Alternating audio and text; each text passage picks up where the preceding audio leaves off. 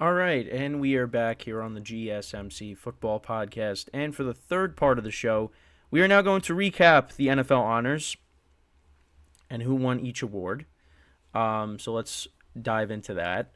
So I don't know. Should I start with MVP? I don't know. We'll go. We're gonna go in a random order. I guess you know what. We'll go from top to bottom. So Lamar Jackson won the MVP. There's no surprise there.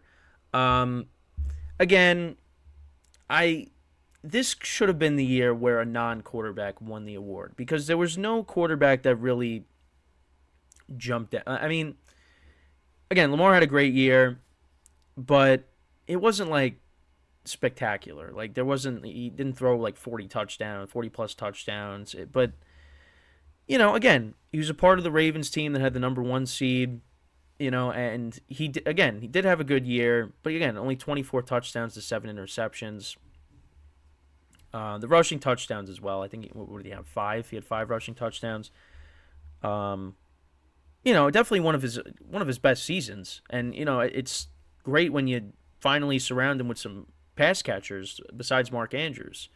But and you see the other thing too is you see how valuable he is to the Ravens because again, the last couple of seasons he got hurt. I mean, the Ravens still made the playoffs with Tyler Huntley last year, and they actually did almost win that game against the Bengals. But I mean, Lamar Jackson is valuable to this team. Had a good season, but again, it should have been a non-quarterback. It should have been Christian McCaffrey. And if Tyreek Hill doesn't get hurt, he could have been considered too. Because McCaffrey ended up winning the Offensive Player of the Year, which again, it was either going to be him or Tyreek Hill. I mean, there was no surprise there. I mean, what a great season for him. Um, Also, so Defensive Player of the Year was Myles Garrett. So I said T.J. Watt, but it ended up being Myles Garrett. Myles Garrett had a great season. Um, but again, it looked like T.J. Watt maybe was going to get it, but no, Myles Garrett ends up winning it for the Browns. Um, what else? So, oh yeah, C.J. Stroud, Offensive Rookie of the Year. So yeah, it was going to come down to maybe either him or Puka Nacua. But C.J. Stroud, incredible season, the touchdown to interception ratio, and let's see what he does next year. Go for MVP. Really excited to see what he could do in year 2. Also, his teammate Will Anderson Jr. won Defensive Rookie of the Year. Joe Flacco won. This was the interesting one. Joe Flacco won Comeback Player of the Year, and I know that was floated around, but again, me and many others thought it was going to be Damar Hamlin. And look, I understand. Like Damar Hamlin didn't impact a lot on the field, but at the same time, the fact that he was able to come back from what happened last year,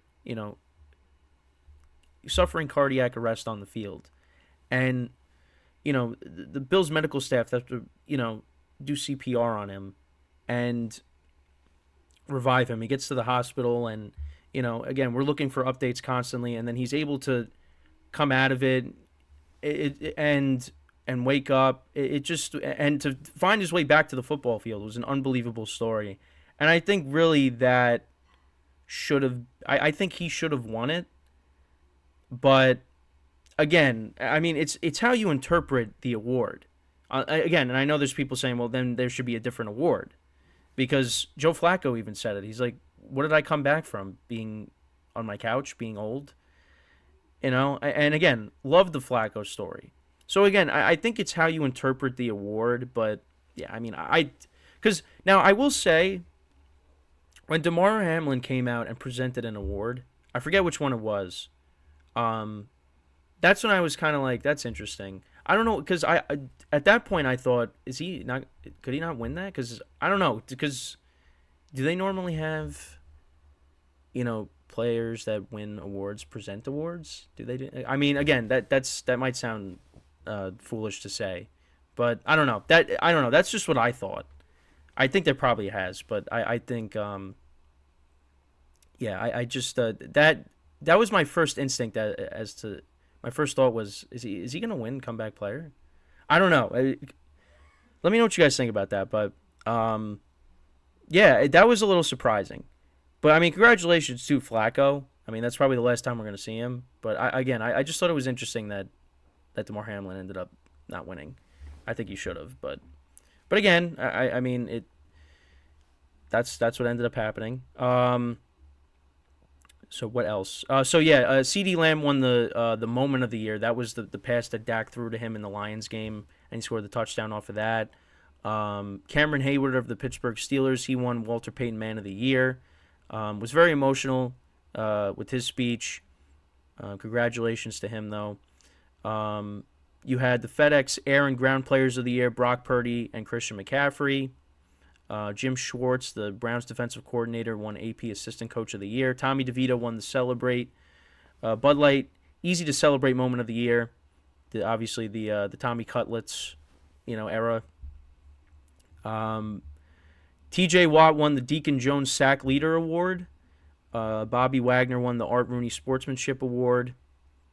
Calais Campbell of the Falcons won the NFL Players Association Alan Page Community Award. Christian McCaffrey also won the Jim Brown Award. Najee Harris won the Angry Run of the Year. And then actually, let's get into the Hall of Fame class of 2024. So you got Dwight Freeney, Devin Hester, Andre Johnson, Julius Peppers, Patrick Willis, Steve McMichael, and Randy Gradishar. I hope I pronounced that right, because I did, because when I was looking at this last night, I'm like, I have to pronounce this right. Now, I grew up watching Patrick Willis, Julius Peppers, Andre Johnson, Devin Hester, Dwight Freeney. Those guys are from, my era since I started watching. I know there was some, debate about Devin Hester because, he won it from being the greatest, kick returner of all time. And I mean, listen, he was great at that. So, I mean, I think he deserves to get in for it. I know there was some people talking about Andre Johnson, and him making it. But, yeah, I mean, congratulations to those guys. We'll definitely talk about it more. But yeah, so now the last thing I wanted to touch upon, a couple things. First of all, I actually wanted to give a shout out to the Fan of the Year. So the Fan of the Year ended up being won by the Packers, and it was won by Tom Grossi. Now, if you don't know who Tom Grossi is, you need to look up his YouTube channel, because I had him on my radio show at Quinnipiac twice. I had the honor of interviewing him twice on my radio show. And this was like before because his YouTube, at that time he was getting popular. I think he was at like 55,000 subscribers the second time I had him on. And now he's like more than halfway towards 1 million subscribers on YouTube. And this past summer, he did that 30 and 30 for St. Jude, raising money for St. Jude. He went to every NFL stadium in 30 days in June. And listen, it got a lot of attention because he ended up going on the Pat McAfee show. He went on the Rich Eisen show. I mean, it was unbelievable. And then he got to present the Coach of the Year award, which we'll get into in a second, and what happened with that. So, yeah, I mean, it's been unbelievable how popular he's gotten from that. Again, if you don't know who he is, which I feel like a lot of people do at this point, you need to go check out his channel. Because even for me, I had him on before all of that. But even then, I was like, wow. I mean, he's kind of famous in my eyes, because this is a guy that I've been watching on YouTube for a couple of years. From really how I found his channel was just being an Aaron Rodgers fan. So I would watch his videos, and the fact that I was able to have him on my show is unbelievable. And now look at what he's been able to do is just, again, from last summer or this past summer, going to every stadium in 30 days and, getting the recognition for that, it's just really helping out in the community. I mean, he's always looking to give back. I was talking about chaotic good, as he likes to say. Um, and and he even said it. 9 years he was working. He's been working with that YouTube channel. Um, Started from the bottom and worked his way all the way up, and now where he is now is just unbelievable. So congratulations to him on that. It was well deserved. I actually did reach out to him and he did answer. So that was pretty cool. Because again, like, it was a while since I actually like said anything. Because how I had him on my show, I literally just messaged him on Instagram and he answered back. Had him on the show a couple times, and then since then, again, he's gotten more popular. I was like, I don't know, is he gonna answer? And sure enough, he did.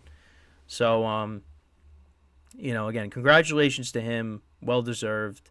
And again, if you don't know who that is, go check out his YouTube channel. Just look up Tom Grossi on YouTube, and check out a lot of his content. So, but then he actually got to present an award, which was the Coach of the Year. And what ended up happening was, and I'm gonna be honest, I don't know who he was presenting with. I really don't. So, you know, I know who Tom Grossi is, but I don't know who he was presenting with. Who he was presenting with ended up saying Steven Stefanski as the winner, which was kind of funny. And Tom literally said it's Kevin, when he said Steven Stefanski. And I actually watched Tom explain the story. So they were going over it, before they went out to present the award, and he kept saying, "Yeah, it's Kevin Stefanski. That's who won the award." And they go out there, and it still got messed up. And Tom was saying that he was hoping it wasn't going to be him that was going to mess up, because everybody has like a script that they read when they're presenting, or they have to talk at the NFL honors. And Tom only had one line, and it was saying how he didn't like the Vikings. So they still ended up getting the name wrong. And so Kevin Stefanski, not Steven Stefanski, ended up winning Coach of the Year. And I thought it was going to be DeMeco Ryans, but it was going to be very close. And listen, what Kevin Stefanski was able to do, 5 starting QBs and injuries. I mean, the fact that the Browns are able to still make the playoffs is unbelievable. I mean, again, Chubb getting hurt early on in the season, the offensive line was banged up. He definitely deserves it. Either way, if it was either him or DeMeco Ryans, it was close. But you see why it was given to Kevin Stefanski. But again, I mean, the Texans, how they were able to overachieve, because nobody really expected them to win the division, win a playoff game, but they did. But yeah, I mean, Kevin Stefanski, what he was able to do with that team, and they were able to make the playoffs, with Joe Flacco and no Nick Chubb. That was unbelievable. So again, congratulations to all the award winners. That's basically the recap of the NFL honors. Let me know what you guys think, because it was a good awards show. And of course, well, I actually missed Tom Grossi winning the actual Fan of the Year award, because that was something I wanted to watch, and I had to step out for a moment when I was watching it, and and then I missed it. But I saw him presenting the Coach of the Year award, so at least I got to see that. But really happy for him.